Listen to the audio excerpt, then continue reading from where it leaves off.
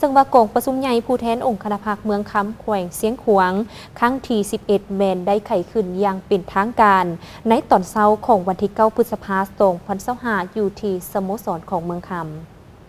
กองประชุมครั้งนี้โดยภายใต้การเป็นประธานของสหายคำฟองไสยแสงรักษาการแทนเลขาคณะบริหารงานพรรคเมืองเจ้าเมืองเมืองคำเขาร่วมมีสหายบุญจันทร์ศรีวงศ์พันธ์กรรมการศูนย์กลางพรรคเลขาคณะบริหารงานพรรคแขวงเจ้าแขวงเสียงขวางมีผู้แทนสมบูรณ์230สหายหญิง30สหายที่เป็นตัวแทนให้แก่สมาชิกพรรคในทั่วเมืองพร้อมด้วยผู้แทนถึกเชิญเข้าร่วมในกองประชุมสหายคำฟองไสยแสงได้กล่าวว่ากองประชุมใหญ่ครั้งนี้จะได้ติราคายกให้เห็นผลงานที่องค์คณะพรรคเมืองญาติมาได้ในการจัดตั้งปฏิบัติมติกองประชุมใหญ่ของพรรคแต่ละคันยกให้เห็นด้านดีด้านอ่อนของโครงสร้างและสิ่งท้าทายในการจัดตั้งปฏิบัติบรรดามติและกำหนดวิธีการแก้ไขในต่อหน้าพร้อมนั้นจะได้ประกอบคำคิดคำเห็นและพิจารณารับห้องเอาบทรายงานการเมืองแผนพัฒนาเศรษฐกิจสังคมพร้อมทั้งดำเนินการปอนบัตรเลือกตั้งเอาคณะบริหารงานพรรคเมืองสุดใหม่เพื่อสืบต่อจัดตั้งปฏิบัติบรรดาคาดหมายสู่ชนที่วางไว้ให้สำเร็จผลและจะได้คัดเลือกเอาผู้แทนสมบูรณ์ตั้งหน้าองค์คณะพรรคเมืองไปร่วมกองประชุมใหญ่ผู้แทนครั้งที่9ขององค์คณะพรรคแขวงเสียงขวางตื่มอีกกองประชุมใหญ่ผู้แทนองค์คณะพรรคเมืองคำครั้งที่11จะได้ดำเนินเป็นเวลา2วันแต่วันที่8-9 พฤษภาคม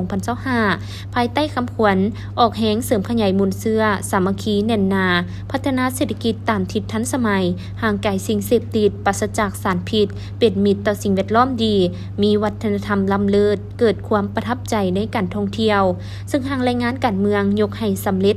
เห็นผลสำเร็จในการจัดตั้งปฏิบัติมติกองประชุมใหญ่ครั้งที่11ของพรรคมติ8ขององค์คณะพรรคและมติ10ขององค์คณะพรรคเมืองแต่ปี2020-2024ผ่านการจัดตั้งปฏิบัติภารกิจเปลี่ยนแปลงใหม่ของพรรคประชาชนปฏิบัติลาวในระยะผ่านมาบทบาทการนำพาของพรรคและความเชื่อมั่นของประชาชนต่อพรรคได้รับการเชิดชูขึ้นอย่างบ่หยุดยั้งในทุกโครงเขตเวียกงานพื้นฐานเศรษฐกิจขยายตัวอย่างต่อเนื่องด้วยจังหวะเฉลี่ย 4.8 ส่วนห้อยต่อปี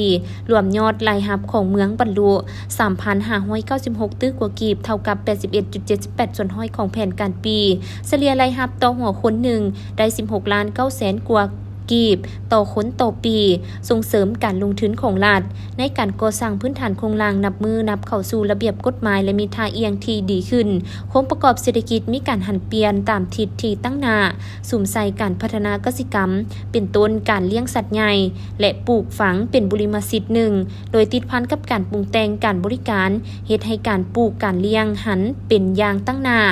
อันที่พ้นเด่นกว่าหมู่แม่นการปลูกข้าวเทียบใส่5 ปีผ่านมาเพิ่มขึ้น 6.1 ส่วนห้อยลื่นแผ่นการ 2.9 ส่วนห้อยเฉลี่ยหัวคนได้575 กิโลต่อคนต่อปีพัฒนาของเขตวัฒนธรรมสังคมในหลายด้านโดยเฉพาะด้านทรัพยากรมนุษย์ด้านวัฒนธรรมได้รับการอนุรักษ์รักษาและพัฒนาบนพื้นฐานการเข้าร่วมของประชาชนบรรดาเผ่าเป็นอย่างดีจากนั้นผู้แทนกองประชุมได้รับฟังการผ่านแผนพัฒนาเศรษฐกิจสังคม5 ปีในต่อหน้า2025-2029รับฟังการประกอบคำเห็นจากบรรดาตัวแบบแต่ละด้านรับฟังการผ่านบทสำรวจการนำพารวมของคณะบริหารงานพรรคเมืองสุดที่10และดำเนินการปอนบัตรเลือกตั้งเอาคณะบริหารงานพรรคเมืองคำสุดใหม่ตื่มอีก